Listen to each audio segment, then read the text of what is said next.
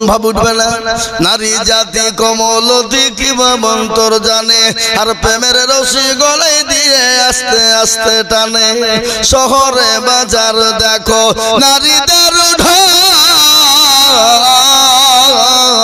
আর পর্দাবিহীন চলে তারা করে ঝলমল আছে না নারীরা নিজেকে আশিকি বানায় আর দেশটা আজ ধ্বংস হলো নারীর বেপরদায় ও মায়ের আমার জননীরা আমি তোমাদেরকে শোনাবো জননী গো তোমাদের 8টা জান্নাতের দরজা কোন দিক দিয়ে তোমরা ঢুকবা সেই বয়ান তোমাদের সামনে শোনাবো কিন্তু মা তোমরা একটু গুছিয়ে জমে জমে জমে বসে যাও তাই আমি যেটা বলছিলাম রে বাবা আমি আপনাদেরকে বলবো আপনার ছেলেকে মাস্টার ডাক্তার বানান আমি বাধা দিব না কিন্তু আপনার ছেলেকে কোরআনওয়ালা বানান আপনাকে আলেম তৈরি করতে বলিনি আপনার ছেলেকে হাফেজ তৈরি করতে বলিনি আপনার ছেলেকে এতটুকু আপনি শিখান আপনি যখন মারা যাবেন আপনার ছেলে জানাজা পড়ে বলবে আল্লাহুম্মা গফিরলি হাইয়িনা ওয়া মাইয়িতিনা ওয়া শাহিদিনা ওয়া গায়বিনা ওয়া সগীরিনা ওয়া কাবীরিনা ওয়া জাকারিনা এরকম করে সন্তান যখন বাপের সামনে লাশ নিয়ে যখন জানাজা পড়বে আল্লাহ বলবে বান্দারে তোর বাপের যত চলাফেরা রাতে অন্ধকারে সাগেরা কাবিরা যত গুনাহ করেছিল আমি আল্লাহ তোর দোয়ার বদলায় সমস্ত গুনাহকে মাফ করে দিলাম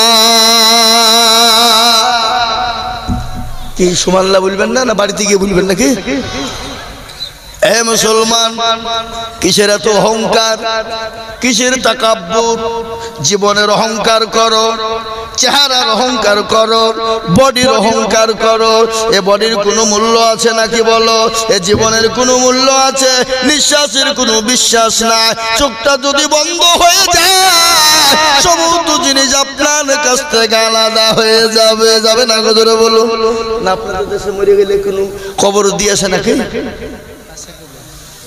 কোনটা এই যে কবর এই কবর প্রতিদিন ডাকে না জোরে বলুন কি ডাকে না প্রতিদিন কবর বলে আমি কিড়া মাকুড়ের ঘর আমি পোকা মাকুড়ের ঘর আমি কবর আমি কাউকে চিনি না কারো ভরসায় আছো রে মন কিসের এত মায়া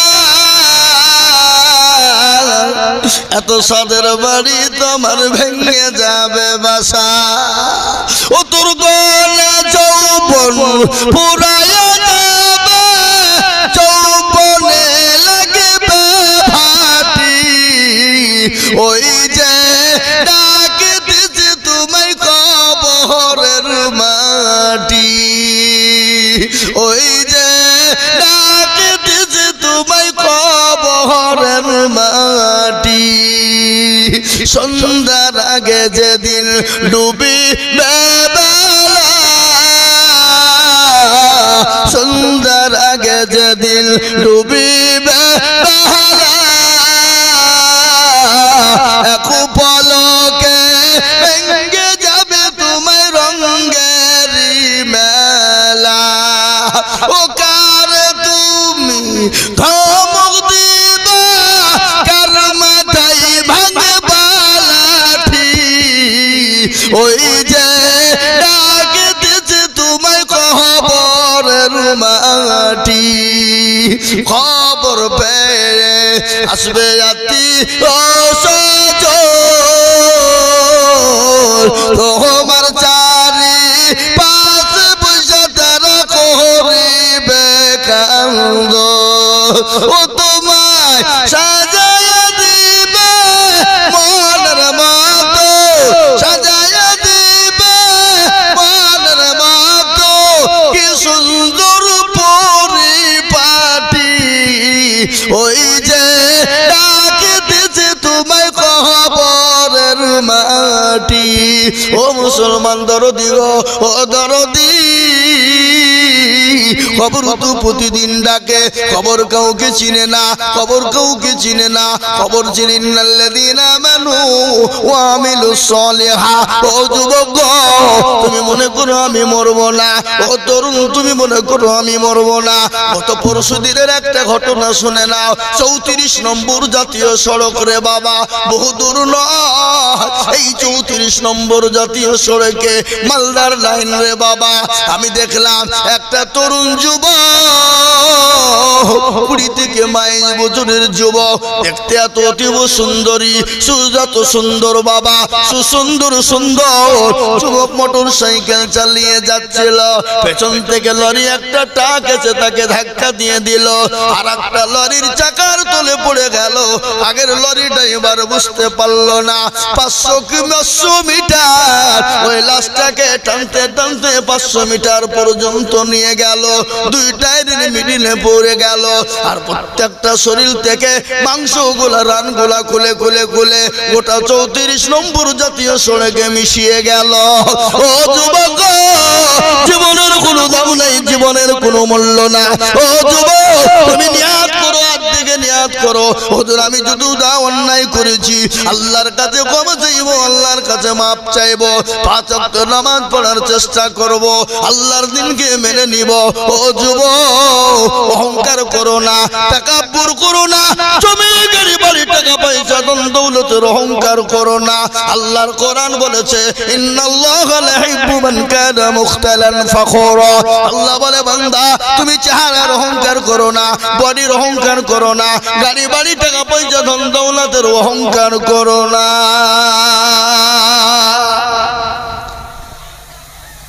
খোঁজ লাও, অনেকের দাদা চলে গেছে, মামা চলে গেছে, নানি চলে গেছে, দাদি চলে গেছে, বাপ চলে গেছে, মা চলে গেছে, বন্ধু ভাই চলে গেছে।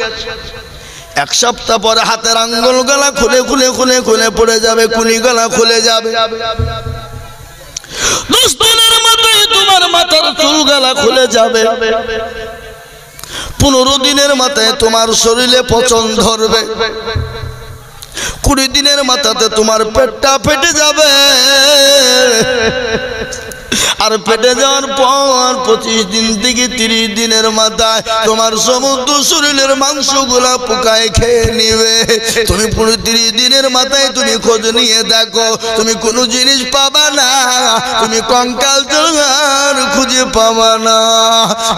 কিন্তু দেখে নাও, তোমার ওই কবরের বাস কিন্তু এখনো কাঁচা আছে, এখনো শুকায়নি, কিন্তু তোমার দেহ কিন্তু কঙ্কাল ছাড়া কিছু না। ও যুবক, ও সন্ন্যাসী রাঙার মুসলমানেরা, ও আল্লাহ ওয়ালারা, আল্লাহ দিনকে ভালোবাসনে ওয়ালারা, আল্লাহকে ভালোবাসনে ওয়ালারা, আমি আপনাদেরকে বলবো বাপ, আসুন আমরা দিনওয়ালা হই, ইমানওয়ালা হই, আল্লাহওয়ালা হই, মসজিদমুখী হই, দিনমুখী হই। আমার আল্লাহর তরফ থেকে মাদাদ চলে আসবে। আল্লাহ কোরআনে বলেছে হাক্কান আলাইনা নাসরুল মুমিনিন, যারা মুমিন হয় গো, আল্লাহ আমার বললেন মুমিনদের সাহায্য করার দায়িত্ব আমি আল্লাহ, আমার আল্লাহ নিজেই নিয়ে নিয়েছে। জোরে বলুন সুবহানাল্লাহ। আজকে আমি ঘটনা আপনাদেরকে শুনি। ও মুসলমান শোনেন, কেন নামাজ পড়বো না, কেন কোরআন পড়বো না, কেন আল্লাহকে চিনবো না, কেন নবীকে চিনবো না? নবীর সাহাবাদের একটু ঘটনা আমি আপনাদেরকে তুলে ধরি। আল্লাহর নবীর একজন সাহাবা আব্দুল্লাহ আনসারী রাদিয়াল্লাহু তাআলা আনহু, কি নাম বললেন? আব্দুল্লাহ আনসারী রাদিয়াল্লাহু তাআলা আনহু। তার বাড়িতে কোনো খাবার নাই, বাড়িতে কোনো দ্বিতীয় কোনো কাপড় নাই, কিন্তু তিনি জীবনেও কোনোদিন নামাজ কানা করেন নাই। প্রত্যেক দিন মসজিদে নববীতে নবীজির পিছনে নামাজ পড়তেন। হঠাৎ একদিন ফজরের আজান হয়ে গেল, হযরতে বিলাল আজান দিয়ে দিল। হযরতে বিলালের আজান শুনে মসজিদে নববীতে আপনার মসজিদে লোড হয়ে যায় সমস্ত সাহাবা। আল্লাহর নবীর সাহাবারা বললেন, ইয়া রাসূলুল্লাহ, আপনার প্রত্যেকটা সাহাবা মসজিদে বসে, কিন্তু আপনার অমুক সাহাবা আব্দুল্লাহ আনসারী সে কিন্তু বসে না। নবী কিছু বললেন না। দ্বিতীয় দিন কিছু বললেন না। তৃতীয় দিন বললেন, ও সাহাবারা, সেবার যদি মসজিদে আসে তাকে বসতে বলবা। আল্লাহ নবীর সাহাবা মসজিদে নববীতে এলেন। বিশ্ব নবী নবীর সাহাবারা তাকে বসতে বললেন। তিনি সঙ্গে সঙ্গে তিনি বসে গেলেন। আল্লাহর নবী মসজিদে সমুদ্র নামাজ থেকে পারে হলেন। আব্দুল্লাহকে ডাক দিয়ে বলে, ও আব্দুল্লাহ, তুমি কোরআনের মজলিসে কেন তুমি বসো নাই বলো? আল্লাহর নবী বলেন, ইয়া রাসূলুল্লাহ। আল্লাহর নবীকে বলেন, ইয়া রাসূলুল্লাহ, নবী গো, আমি মনে করেছিলাম জীবনেও কোনোদিন বলবো না। ওগো হাবিবুল্লাহ, আজ আপনি জিজ্ঞাসা করেছেন না বলেও থাকতে পারি না। রাসূল গো, আমার বাড়িতে দ্বিতীয় কোনো কাপড় নাই। ওগো নবীজি, আমার বিবিকে গর্ত খনন করে গর্তের ভিতরে আমি রেখে এসেছি। আমি আমার বিবির পোশাক খানা খুলে এনেছি গো নবী। আমি তাড়াতাড়ি করে বাড়ি চলে যাই আর আমার বিবিকে পোশাক খানা খুলে দিই। আর আমার এই পোশাক খানা পরে আমার বিবি নামাজ আদায় করে না। ইয়া রাসূলুল্লাহ, আপনি যেদিন থেকে বলেছেন এক ওয়াক্ত নামাজ ছেড়ে দেয় যারা, তারা নামাজ ছেড়ে দিল না, তারা কুফরি করে ফেললো। তারা এক ওয়াক্ত নামাজ কাজা করে ফেললো, তারা কাজা করলো না। 2,80 বছর তারা জাহান্নামে পড়বে। ও মুসলমান, আমরা কত নামাজ কাজা করেছি, কত নামাজ জীবনে ছেড়ে দিয়েছি। হাত থেকে নিয়াত করি, হুজুর গো, যখন সময় পাবো আল্লাহর হুকুম নামাজ ইনশাআল্লাহ আমরা পড়ার চেষ্টা করব। একটু হাত তুলে বলুন ইনশাআল্লাহ।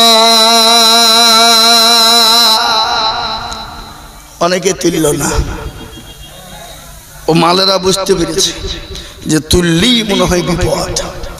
এ বাপ, তুললি নামাজ ফরজ, আর না তুললে ফরজ হবে না, নাকি মনে হয় আপনাদের? ওরা মনে করছে মৌলবি দেখতে পাবে না, কিন্তু যেটা কেউ দেখে না সেটা দেখে কে? যেটা কেউ জানে না সেটা জানে কে? যেটা কেউ বুঝে না সেটা বুঝে কে? সবাই বলে আমি ভালো, আমি জানি কি আমার মনের গোপন খবর জানে আল্লাহজি। আলোতে আধারে নির্জনে দে খোদা কি করেছো তুমি সব জানে সে। টাকারি চোখে থেকে যাবে না পাখি, আমি জানি কি। ও মুসলমান গো, সকলকে পাখি দেওয়া যাবে, আমার আল্লাহকে পাখি দেওয়া যাবে না। সকলের সঙ্গে চলা কি চলবে, আমার আল্লাহর সঙ্গে জানা কি চলবে না। আর একবার আমি আপনাদেরকে বলবো বা ইনশাআল্লাহ হাতটা তুলে দিয়ে বলি, হুজুর পৃথিবীতে যতদিন থাকবো আল্লাহর ইবাদত করার চেষ্টা করব, আল্লাহর হুকুম নামাজ পড়ার চেষ্টা করব এবং আল্লাহর দ্বীনের খিদমত করার চেষ্টা করব। একটু হাতটা একবার তুলে দিয়ে বলি ইনশাআল্লাহ। নামিয়ে দেন হাত। এই দেখেন কোরআন জিজ্ঞাসা করুন, কোরআন বলে দিয়েছে আলিয়াউমা নাকুতিমু আলা আফওয়াহিহিম ওয়া তুকাল্লিমুনা আইদিহিম ওয়া তাশহাদু আরজুলুহুম বিমা কানু ইয়াকসিবুন। সূরা 23 পারার ভিতরে, সূরা ইয়াসিনের ভিতরে, 33 পারার ভিতরে, 22-23 পারার ভিতরে, সূরা ইয়াসিনের ভিতরে আল্লাহ বলে দিলেন কাল কিয়ামতের দিন জবানে তালা মেরে দেবে। হাতকে বলবে, হাত রে তোকে কোন কাজে ব্যয় করেছিল বল। হাত বলবে, মাবুদ গো, ওই সন্ন্যাসী টাকার জলসা বক্তা জিজুল বলেছিল ও আল্লাহর বান্দা আল্লাহর দিনকে মেনে নেবা, আল্লাহর দিনের খিদমত করবা। হাতটা তোলার কারণে আমার আল্লাহ জাহান্নামটা হারাম করে দেবে। তাই আমি বলবো বাপ, সমস্ত বেঈমান কাফের মুশরিক ইহুদি নাসারারা যে মসজিদকে ভেঙে দিতে চায়, মাদ্রাসাকে ভেঙে দিতে চায়, কোরআনকে পুড়িয়ে দিতে চায়, পারবে না, পারবে না। ফেরাউন পারেনি, নমরুদ পারেনি, আবু জেহেল পারেনি, আবু লাহাব পারেনি, উতবা পারেনি, সাইবা পারেনি, মুগিরা পারেনি। এই যুগের বেঈমান তারাও কোনোদিন পারবে না। আর একবার হাতটা তুলে দিয়ে বলুন ইনশাআল্লাহ। মেয়েদের হাত আল্লাহু আকবার। আজকে মসজিদের উন্নতি কল্পে জালসা, মসজিদের একটা জায়গা কেনার জন্য জালসা। আল্লাহ নবীর একটা হাদিস পড়েছি, নবী বলেছেন মান বানা লিল্লাহি মাসজিদান বানাল্লাহু লাহু বাইতান ফিল জান্নাহ। আল্লাহ নবী বলে গেলেন যারা মসজিদ বানিয়ে দেয়, মসজিদের কাজ করে দেয়, মসজিদের জায়গা তৈরি করে দেয়, আমার আল্লাহ কিয়ামতের দিনে জান্নাতে তাদের জন্য ঘর তৈরি করে দেবে। তাই আমি বলবো বাপরে ও মুসলমান, বহু টাকা বহু দিকে চলে যায়, বিবি বাচ্চার পিছনে যায়, ছেলে মেয়ের পিছনে যায়, আত্মীয় স্বজনের পিছনে যায়, বন্ধু বান্ধবীর পিছনে চলে যায়। আমি আপনাদের কাছে 10,000 20,000 50,000 টাকা করে বলবো না, আমি 30 জন দরুদিকে বলবো। 30 জন দরুদি কেন জানেন? আল্লাহর কোরআন হলো 30টি পারা, রমজান মাসে রোজা হলো 30টি, তারাবি হলো 30টি। আমি 30 জন ভাগ্যবানকে বলবো, ও সন্ন্যাসী ডাঙ্গার মুসলমানেরা, আল্লাহ ওয়ালারা, আমি মাত্র 5,000 করে টাকা দেখতে চাই। বহু টাকা বহু দিকে চলে যায়, বিবি বাচ্চার পিছনে যায়, ছেলে মেয়ের পিছনে যায়, ডাক্তারের পিছনে যায়, বন্ধু বান্ধবীর পিছনে যায়, অসুখ বিসুখের জন্য যায়। আমি আল্লাহর কোরআন আল্লাহর ঘরের জন্য মাত্র 5,000 করে টাকা আমি 30 জন দরুদিকে দেখতে চাই ইনশাআল্লাহ। 30 জন সন্ন্যাসীনগর মাটিতে, আমি জানি সন্ন্যাসীনগর মাটিতে 50,000 টাকা দেওয়ার লোক এখানে আছে না নাই? জোরে বলুন। কিন্তু আমি না, আমি 50,000 টাকা চাইনি। আজকে বড় কষ্ট, আপনারা মসজিদটা সুন্দর বানিয়েছেন, কিন্তু মসজিদের অনেক কাজ এখনো বাকি।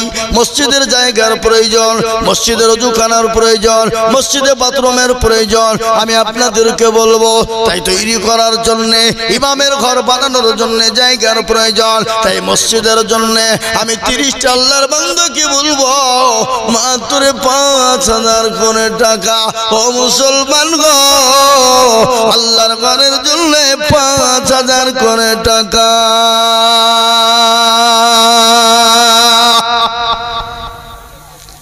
ইনশাআল্লাহ দেরি করবো না বাপ, সময় নষ্ট করব না।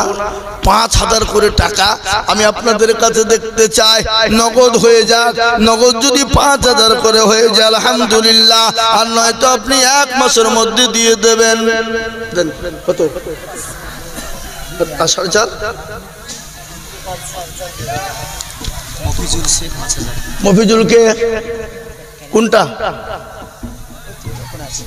ওই দেখেন মফিজুল ভাই, তিনি 5,000 টাকার দাতা। আল্লাহ তুমি কবুল করে নিও, আল্লাহ জানে মালে বরকত দিও, আল্লাহ জানে সম্পদ তুমি বানিয়ে দিও। নিচে বসো,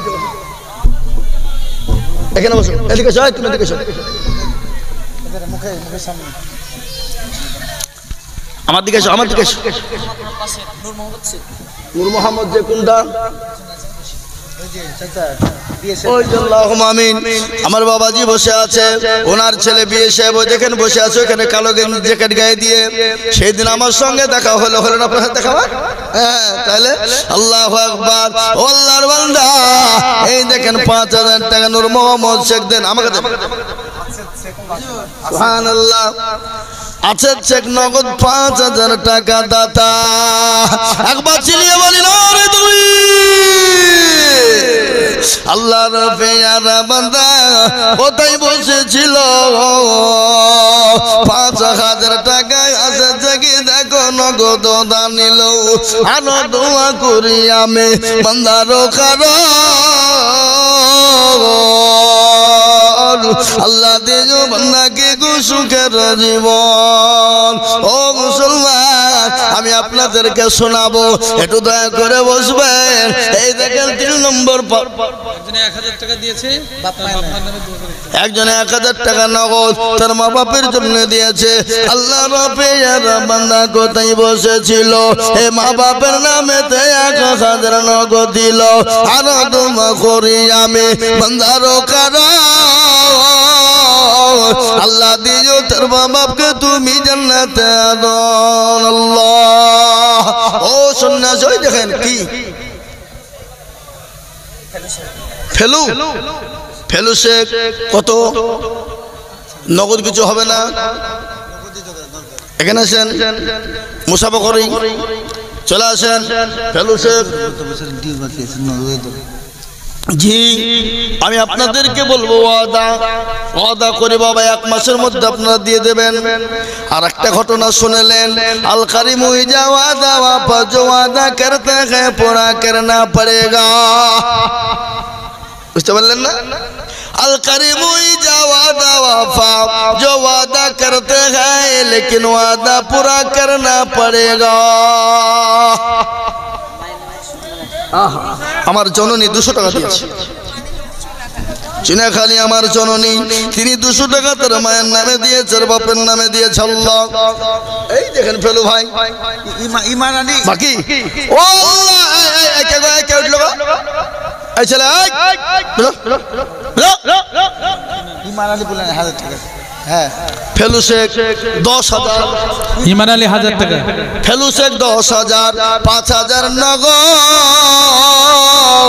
আর 5,000 বাকি কত ভাই 10 একটু মুসাফা করবেন না আসেন আমার ভাই যায় 1000 টাকা মহসেন শেখ আর 1000 টাকা আলিমউদ্দিন শেখ মিতু মহসেন আলিমউদ্দিন দুজনে মিতু নাকি দুজনে মিতু দুইজন আছে কবরেতে 2000 দিল তাদের জন্নেতে আর দোয়া করি আমি ভাইজানের কারণ আল্লাহ কবরে দিল তাদের সুখে রোজি